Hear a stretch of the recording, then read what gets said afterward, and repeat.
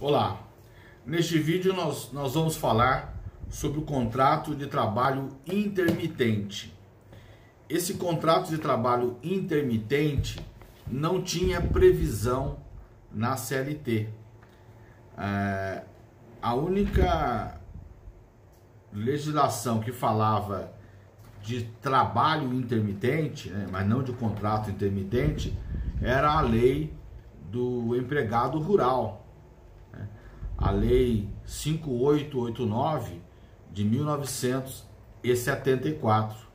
Na Lei 5889 de 1974, o seu artigo 6º diz: nos serviços caracteristicamente intermitentes não serão computados como de efetivo exercício os intervalos entre uma e outra parte da execução da tarefa diária, desde que tal hipótese seja expressamente ressalvada na carteira de trabalho e previdência social. Então, o artigo 6 da Lei do Empregado Rural, a Lei 5889 de 1973, ela falou dos serviços caracteristicamente intermitentes, aquele no qual o empregado rural, executa o serviço e fica um período sem trabalhar, e depois volta a executar o serviço, e apenas o período no qual ele estivesse executando, o serviço é que seria computado como tempo de serviço, desde que isso fosse anotado na carteira de trabalho e previdência social. Serviço intermitente. Mas contrato de trabalho intermitente não tinha previsão na lei. Ele foi previsto na CLT através da reforma trabalhista. A reforma trabalhista alterou a redação do artigo 443, que fala do contrato individual de trabalho, e acrescentou o contrato de trabalho intermitente.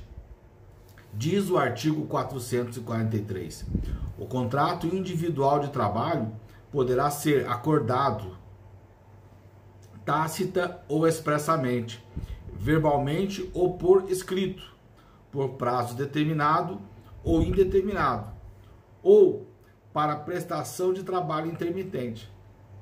Essa parte final, ou para prestação de trabalho intermitente, foi acrescentada pela reforma trabalhista, a Lei 13.467, de 13 de julho de 2019. E essa Lei 13.467 de 2017 também acrescentou à CLT o parágrafo 3º ao artigo 443 e o artigo 452, dígito A. Ambos tratando do trabalho intermitente. O parágrafo 3º do artigo 443 definiu o que vem a ser contrato de trabalho intermitente, com a seguinte redação: considera-se como intermitente o contrato de trabalho no qual a prestação de serviços com subordinação não é contínua, ocorrendo com alternância de períodos de prestação de serviços e de inatividade, determinados em horas, dias ou meses, independentemente do tipo de atividade do empregado e do empregador, exceto para os aeronautas regidos por legislação própria. Tem um jurista brasileiro de fama internacional que eu sempre gosto de citar em sala de aula para os meus alunos, o jurista Miguel Reale, e a sua teoria tridimensional do direito: fato, valor e norma. Não havia previsão legal de trabalho intermitente, de contrato de trabalho intermitente. E agora o legislador veio solucionar um problema que existia. Esse tipo de contratação existia, era fato. Era fato. Peguemos, por exemplo, as pizzarias, as lanchonetes, os restaurantes. Muitas vezes um movimento maior é nos fins de semana, a começar na sexta-feira ou na quinta-feira à noite, quinta, sexta, sábado, domingo. Nos outros dias o movimento é pequeno, segunda, terça, quarta, ou segunda, terça, quarta e quinta, o movimento é pequeno. O movimento maior é sexta, sábado, domingo. Nesses dias, sexta, sábado e domingo, essas pizzarias, essas lanchonetes, esses barzinhos, né? Esses restaurantes necessitam de um número maior de empregados, ou mesmo no comércio, principalmente no comércio em cidades turísticas, em que tem um número maior de visitantes, de turistas nos fins de semana. Contratar empregados para trabalharem 6 dias por semana fica muito caro. É inviável para a maioria dos empregadores, principalmente das pequenas empresas. Então, muitas vezes esses trabalhadores eram contratados para trabalharem apenas 3 vezes por semana ou 2 vezes por semana. E aí surgiu um problema. Eles eram contratados para trabalharem não como empregados, mas como trabalhadores eventuais. E se fosse a justiça, muitas vezes tinham o reconhecimento de vínculo, porque eles trabalhavam não eventualmente, mas trabalhavam todo fim de semana. O Poder Judiciário Trabalhista reconhecia a continuidade. Então isso gerava insegurança. Por outro lado, a empresa não tinha condições de contratá-los, muitas vezes, para trabalharem a semana toda. Mas as contratações ocorriam por conta e risco do empregador. Por outro lado, esses empregados, né, esses trabalhadores que não eram considerados por quem os contratava como empregados, não tinham anotação na carteira de trabalho e previdência social. Muitas vezes nem contribuíam para a previdência como trabalhadores eventuais, como contribuintes individuais. E pegamos, por exemplo, aqueles que trabalham entregando pizza, entregando lanche com suas motocicletas. Antes da reforma trabalhista, se eles sofressem um acidente de trabalho durante a entrega da pizza, do lanche, não tinha proteção. Veio a reforma trabalhista e estabeleceu essa possibilidade de contratação de trabalho intermitente. Talvez uma das alterações da reforma trabalhista que mais críticas tenha recebido dos seus opositores foi justamente a contratação de trabalhador intermitente. Mas ao contrário das críticas, eu verifico aqui uma proteção que veio com a reforma trabalhista. Deu segurança jurídica para o empregador contratar esse trabalhador intermitente e deu segurança para o próprio trabalhador intermitente. Então verifiquemos, portanto, que o contrato de trabalho intermitente ele passa a ser autorizado, mesmo que não haja continuidade, mesmo que haja um intervalo de dias, meses, semanas ou até meses, essa contratação é admitida. E lá no artigo 452, dígito A, nós vamos ver a proteção que é dada a esse contrato de trabalho intermitente. O 452, dígito A da CLT estabelece: o contrato de trabalho intermitente deve ser celebrado por escrito e deve conter especificamente o valor da hora de trabalho, que não pode ser inferior ao valor horário do salário mínimo, ou daquele devido aos demais empregados do estabelecimento que exerçam a mesma função em contrato intermitente ou não. Então, o contrato de trabalho intermitente tem que ser escrito, expresso, escrito. Nesse contrato escrito, deve ser estabelecido o valor do salário hora, que não pode ser inferior ao salário mínimo, hora, e não pode ser inferior ao salário pago para aquela categoria, se houver salário previsto em convenção coletiva ou acordo coletivo. Parágrafo 1º do artigo 452, dígito A. O empregador convocará por qualquer meio de comunicação eficaz para prestação de serviços, informando qual será a jornada com pelo menos 3 dias corridos de antecedência. Então, o empregador vai contratar o empregado contratado em contrato de trabalho intermitente com 3 dias de antecedência. Parágrafo 2º. E a contratação pode ser feita por qualquer meio eficaz. Uma mensagem de WhatsApp, um telefonema. Hoje em dia o WhatsApp tem sido a comunicação mais utilizada, né, nas relações entre as pessoas. Parágrafo 2º. Recebida a convocação, o empregado terá o prazo de 1 dia útil para responder ao chamado, presumindo-se no silêncio a recusa. Então, o empregador tem 3 dias corridos para convocar o empregado. O empregado tem 1 dia útil para responder se vai trabalhar ou não.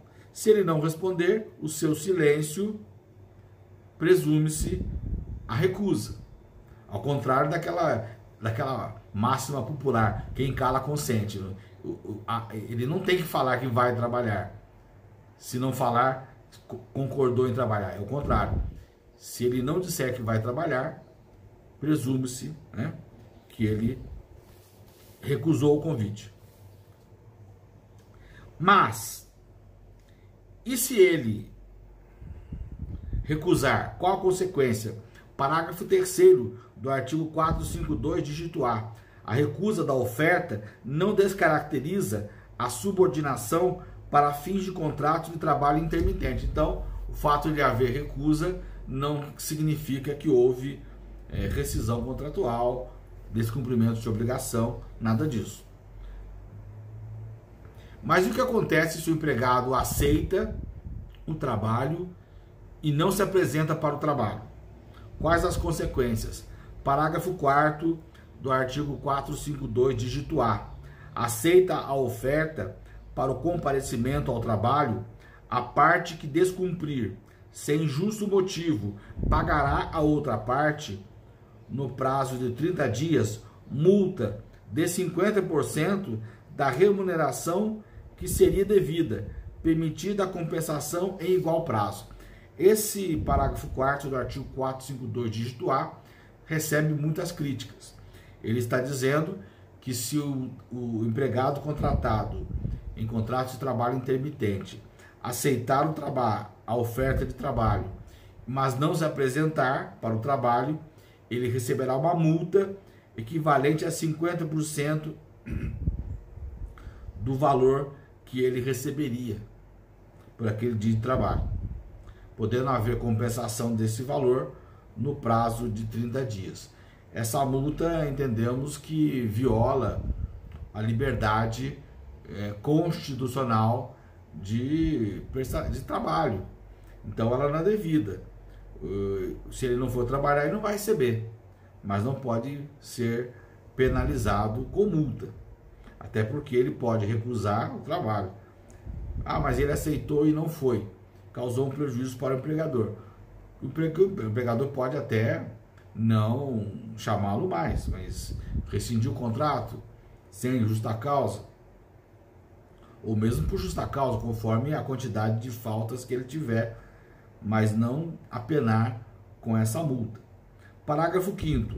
O período de inatividade não será considerado tempo à disposição do empregador, podendo o trabalhador prestar serviços a outros contratantes. Então, esse trabalhador contratado em contrato de trabalho intermitente, ele não tem exclusividade, ele pode trabalhar para várias empresas.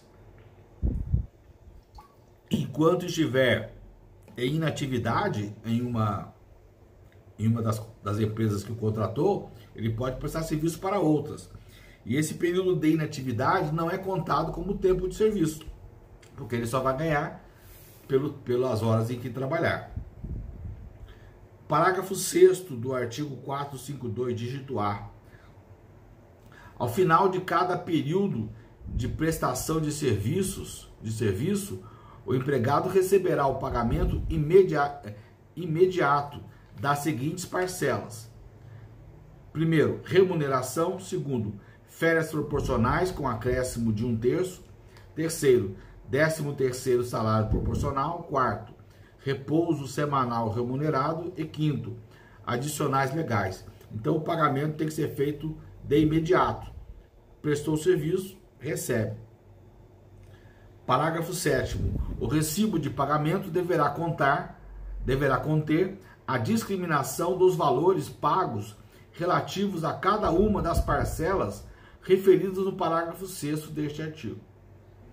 Parágrafo 8º. O empregador efetuará o recolhimento da contribuição previdenciária e do depósito do fundo de garantia por tempo de serviço, na forma da lei, com base nos valores pagos no período mensal, e fornecerá ao empregado comprovante do cumprimento dessas obrigações. Então, o empregador pagará o FGTS, fará o depósito do FGTS e pagará as contribuições previdenciárias calculadas sobre o valor que foi pago durante o mês.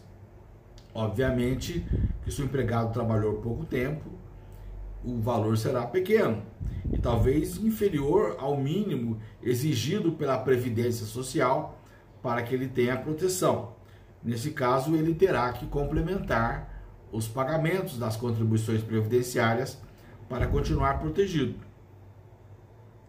Agora, ele pode prestar serviço em várias empresas, para várias empresas, e na soma de várias contribuições previdenciárias, em cada uma delas, né, atingir o valor mínimo exigido. Parágrafo 9º do 452, dígito A. A cada 12 meses, o empregado adquire direito a usufruir, nos 12 meses subsequentes, 1 mês de férias, período no qual não poderá ser convocado para prestar serviços pelo mesmo empregador. Então, esse empregado contratado em contrato de trabalho, em contrato intermitente, após 12 meses ele adquire direito às férias, as quais deverão ser gozadas nos 12 meses subsequentes. Mas, neste caso, durante as férias, ele não pode prestar serviço para esse empregador, né, de cujo contrato intermitente ele está em gozo de férias. Mas se ele presta serviço para outros empregadores, não há impedimento. Assim também ocorre com as demais contratações previstas na CLT. Então, o contrato de trabalho intermitente é a novidade, veio com a reforma trabalhista, repito, muito criticada pelos opositores da reforma, falam de precarização, mas eu vejo aqui uma proteção a esse trabalhador, proteção essa que não existia antes, né? Não tinha direito à anotação na carteira de trabalho, não tinha direito a pagamento de salário, nada disso. Agora vai ter um contrato de trabalho, né, escrito, vai ter proteção, vai ter anotação no CTPS. O artigo não fala, mas se é um contrato de trabalho, a anotação é obrigatória. Mesmo no contrato expresso verbal ou tácito, a anotação é obrigatória. E aqui já tem um contrato escrito, né, com cláusulas estabelecendo o valor do pagamento de salário. Então tem uma proteção que antes não existia. E os trabalhadores intermitentes trabalhavam, sempre trabalharam sem proteção e agora continuarão trabalhando com proteção. É um avanço. Pode melhorar? Pode. Mas por enquanto chegamos até aqui só. Mas já é um avanço. No próximo vídeo falaremos sobre a alteração do contrato de trabalho. Até lá!